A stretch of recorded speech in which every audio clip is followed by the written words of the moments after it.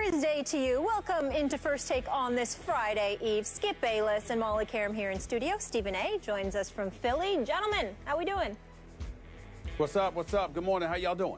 Good. I can't wait for one topic down the line on this show. Porzingis is becoming the savior, the new superstar of the New York Knicks, and I can't wait to hear you bloviate about it.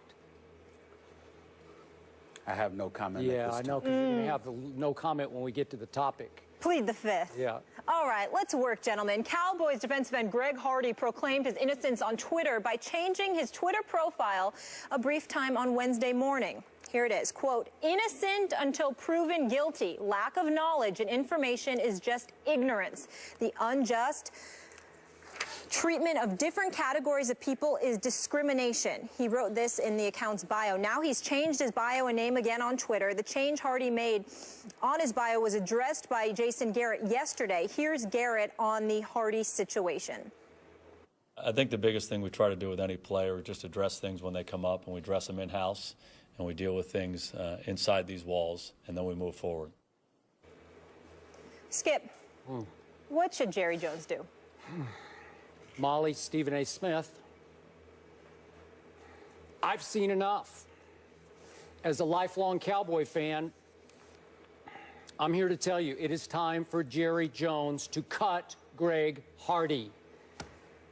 And I'm talking about, Stephen A., for the good of the locker room, for the good of the football team that I do root for. I don't root for Greg Hardy, but I do root for the Dallas Cowboys. And Greg Hardy has become more trouble than he is worth as a football player. He's become an embarrassment and now a distraction for a football team that is obviously reeling toward the end of its season, potentially at Tampa Bay. Yet I want to point out again, as I have to you, Stephen A., from the start, as a Cowboy fan, I said from the very beginning no to Greg Hardy. Did not want him on my team from the start. Despicable human being, as we saw in the clips that we opened the show with. Convicted of domestic violence in a bench trial in North Carolina. That's all I needed to know. Enough is enough. But now I'm just talking about from a football perspective, how Greg Hardy contributes or detracts from this team's ability to win and lose football games. So now he's been involved in a very short stay with the Dallas Cowboys in 4 different, let's just call them incidents. He has only 4 sacks. He's so far helped this team lose all 4 games in which he has played, 0-4 since he returned from his suspension that he served as a 4-game suspension. So, Stephen A., I look at this and I say, remember the first interview he did? I was out of my mind about that, how remorseless he was, how insensitive he was. I said, I'm ashamed and embarrassed as a Cowboy fan. And then saw the clip again. We both went off about him barging into that special teams huddle, like the idea of it, sort of the motivation of it, as he rebuked his teammates for allowing the 100-yard kickoff team by your Giants. But then he knocks the clipboard out of the coach's hands, and it's another embarrassing incident. Then he goes on Twitter last weekend with a non-apology apology that was just insulting to everybody's intelligence, that he regrets what happens in North Carolina, what happened in North Carolina. And he dug his PR hole even deeper. Now, as Molly read, to this. I guess he's proclaiming his innocence now on Twitter. They took it down, but nobody in this team can control Greg Hardy. Clearly, he's out of control, in need of more anger management. We saw from the sideline huddle, the special teams huddle. And obviously, Jason Garrett can't control him. Jason Garrett's just a Stepford coach to me, who robotically continues to say, we have dealt with this internally. Baloney. We know who runs the operation. Jerry Jones does. Do I think that Jerry Jones is loving the attention that Greg Hardy generates for a team that doesn't deserve any now, as it's plummeted to 2-6? Maybe he does. We know Showman Jerry, Barnum and Bailey Jerry, loves the attention sometimes more than winning. But in this case, for the sake of his football team, maybe galvanizing this football team, this locker room, reuniting a football team that can't be united with this distraction, this disgrace in the middle of its locker room as a quote-unquote leader of the team, according to Jerry and Jason Garrett. it's time to cut bait with Greg Hardy. Your thoughts? Well, my thoughts are, I agree with you. I said last week that they needed to cut him immediately in the aftermath of seeing those photos. There are a lot of people who lament the fact that it shouldn't take us seeing photos to draw that conclusion. They are absolutely right. It shouldn't take seeing those photos, seeing Nicole Holder's allegations completely validated in the minds of most people with common sense in this world. Greg Hardy looks like a complete villain. He looks vicious, and clearly what was exacted against Nicole Holder is not to be disputed based on photos that we have seen. It's just that simple. And in the aftermath of all of that, when you see those photos and you imagine what this girl went through at that particular moment in time, the horrific situation that it was, you know, how terrifying it must have been for her, you can't do anything but help have a level of sympathy and empathy to the extreme for her. And as a result of that, you look at Greg Hardy and you think he's a monster. You think that he's somebody that's completely out of control. And it's just that simple. So if you're the Dallas Cowboys, you have to make that decision, not because of your football team, but on behalf of all women out there who have been abused, who have suffered from abuse, particularly when you're Jerry Jones and your daughter has worked vehemently in support of those who have been domestically abused. To sit there and to have Greg Hardy on your team, one would argue, is an insult to the very daughter of Jerry Jones, by Jerry Jones himself. So that's something that he needs to consider, and that's why I think that you have to make the move that you have to make. But let me not sit up here and be a hypocrite. When Greg Hardy was first acquired by the Dallas, when the 10-game suspension was handed down to him by Commissioner Roger Goodell, I was in complete support of him being a member of the Cowboys, simply because I felt it was low risk, high reward. Here's a situation where he certainly can't afford to do anything like that again. He was handed the 10-game suspension, which all of us deemed acceptable. Combined with that 10-game suspension, you were going to have a situation where he was going to be on a check-to-check, week-to-week basis with the Dallas Cowboys, so it was simply low risk. And obviously, we'll talk about it later on in the show, how rooting for a team, for a play, or for a team doesn't necessarily mean that you're rooting for a player. We'll debate that issue a little bit later, Skip Bayless. But in the grand scheme of things, what he did was reprehensible. But I think we need to focus. We need to reel things in and get down to what this really is all about. Greg Hardy hasn't suffered enough in the eyes of a lot of people. It really comes down to that. Had he been suspended for 10 games, okay, then we would have sat there and said, okay, he's got 10-game suspension. Had he been suspended for the season, had he spent about 6 months in jail, then we wouldn't be saying this. We would consider him a deplorable, reprehensible human being, but we would move on from there. The real problem that everybody's having here is that he missed all but one game of last year, but was still paid $13.1 million. He got suspended 10 games, but then that was reduced to 4 games. He's still in a position to collect a vast chunk of the $11.3 million he has the potential to earn with the Dallas Cowboys by being a member of the Cowboys this season. So we see a guy didn't serve a day in jail, didn't get punished by the legal system, had his record completely expunged last week, still got paid millions last year for not playing, still getting paid millions this year for losing, while, by the way, bringing bad publicity to the very franchise that you're supposed to represent. So when we look at it from that perspective, clearly people are going to have a problem with it, because in our society, what you want is a healthy level of contrition that was earned by having to pay and deal with the ramifications of your actions. We see an individual that hasn't had to deal with any ramifications, so we have a problem with him there. And then he doesn't help the situation because he's clearly has a screw loose. He's not himself. And as a result, you hear from the things that he says. You know, when he came out with his first interview, guns blazing, talking about Tom Brady, then his wife, then his wife's sister, then talking about how, you know, going into the huddle and smacking down the coach's clipboard and getting in the face of his teammates. Then after that, sending a tweet out there proclaiming his innocence, when clearly he looks guilty as sin. So when you look at all of these things, Skip Bayless, you might call him a despicable human being. I would say this to you. The only reason I stop short of that in any capacity is because I think this dude has a problem.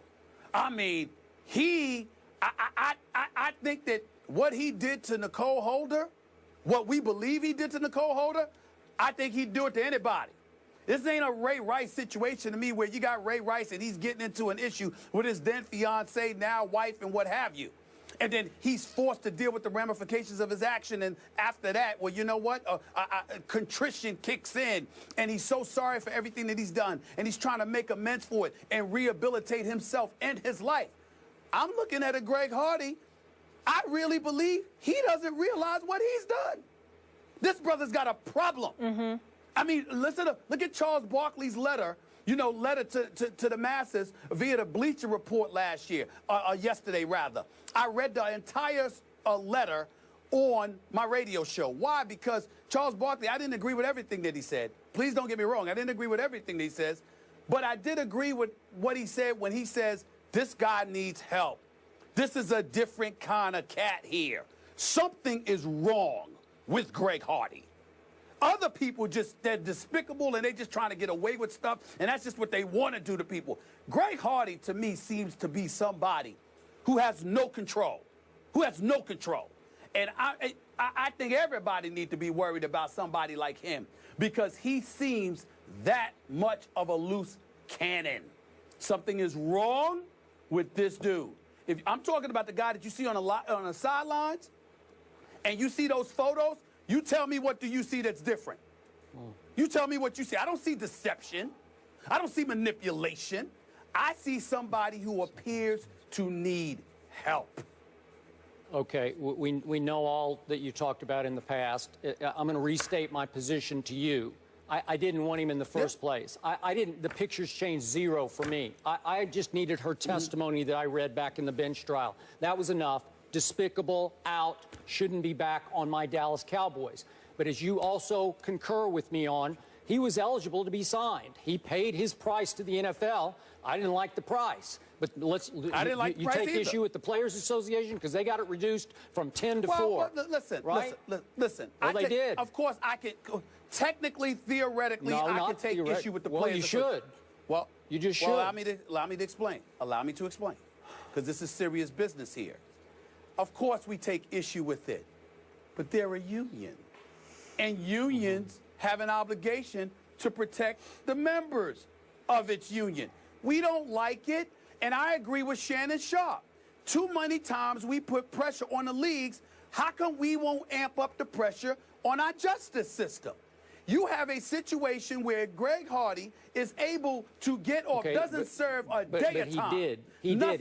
He got off because of what I think is a sort of a quirky North Carolina law, a loophole that allows you to appeal for a jury trial. And then, as we all know, just to restate this for those who don't know, she failed to cooperate when it came time for the jury trial, and the authority said it appears that she has been paid off by Greg Hardy.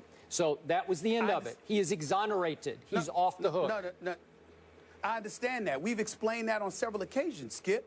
But you brought up the Players Association. And I'm bringing up the fact that more of an onus is on the leagues than it is on the justice system. If you're a Players Association, I don't like it. You don't like it. We don't think it's right. Okay, we think it's despicable. But when you have a justice system, a murderer can walk into court, Skip. He is obligated to have legal representation. If he can't provide it, the court will provide it for him. How are we going to turn around and point to the union when the justice system does the same thing? Well, How are we going to do that? I didn't like the 10 games, and I didn't like it reduced to 4. I said at least 1 year, and it should have stood as 1 year. But now, to my point, I'm talking about as a fan of a football team that is reeling. Now I'm just on a football level. He has to go because Charlotte Jones-Anderson said from the start, I'm on board because we have programs in place to rehabilitate. I'm not seeing it. I'm seeing a guy they cannot control. We know he has anger management issues. He had them in Carolina.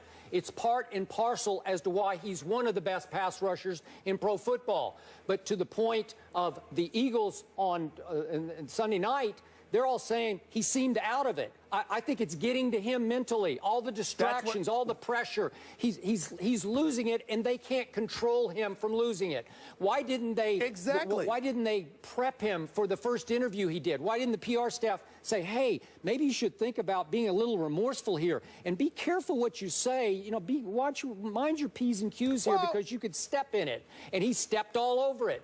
Okay, and then why wouldn't you shut down his Twitter account? Yes, thank you, Skip. Why wouldn't you just tell him, hey, Greg, it's not real wise right now to have that kind of an outlet to the world, because you might get emotional some night, you might go a little over the edge, and you might hit send, and he did it twice. He hit send twice, and it makes him look even worse than he does, which is pretty hard to do. So I'm just saying that's a team problem. If the team can't control him, you've got to cut bait for the sake of your team. Trust me, Jason Witten and Tony Romo in the locker room, you think they love having Greg Hardy in there? I say no. I say it would bring the team back together if Jerry Jones would finally admit that he was wrong, swallow his pride, forget about all the attention that Greg Hardy is generating for his lousy Cowboys, and say, I've seen enough. We've got to go forward. He's more trouble than he's worth.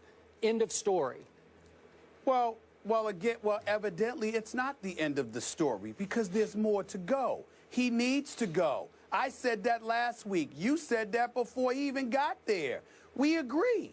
The problem is he's still there. And the things that you highlighted, Skip, this dude doesn't see it. He doesn't see it. You know, who are we to say that the Dallas Cowboys didn't prep him? Who are we to say that they didn't talk to him? I doubt he doesn't seem to be listening to anybody. Wait a minute. Listen, a lot of people seem afraid of him. Yep. But when his teammates went and talked to him, who was he listening to then?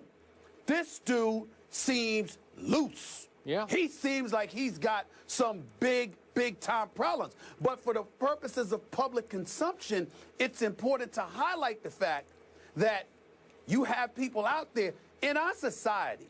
If you pay a price for your transgressions, people are usually very forgiving. Ray Rice ain't playing because Ray Rice ran average 3.1 yards a carry in his last year that we saw him, and only rushed for 660 yards that season, and didn't seem to be great to begin with when he ended up leaving the game. That's why he hasn't been back. Sure. But in terms of his level of contrition and how sorry he appears to be, there is no question he has made a concerted, if not a valiant effort to resurrect his career and his life. Greg Hardy walks around looking at us like, what the hell y'all are talking about? I don't know what you're talking about. Ain't nothing happened. Nothing happened. He will sit there in the aftermath of the photos, Skip, Molly, and literally will look at you. That's what he did on Twitter. Yeah, he's in denial. He's delusional. Innocent. Exactly. So I'm like, what does that tell you? You got to get rid of him, but he's got to pay a price. And in the meantime, he's got to get some help, because he ain't right. I don't know. I'm no psychologist or anything like that. I'm just projecting. I'm just speculating. He's not right. Something wrong with this boy. Something really, really wrong. Agreed. We all agree. He needs to be off the Cowboys, he needs to be off Twitter, and he needs to get help.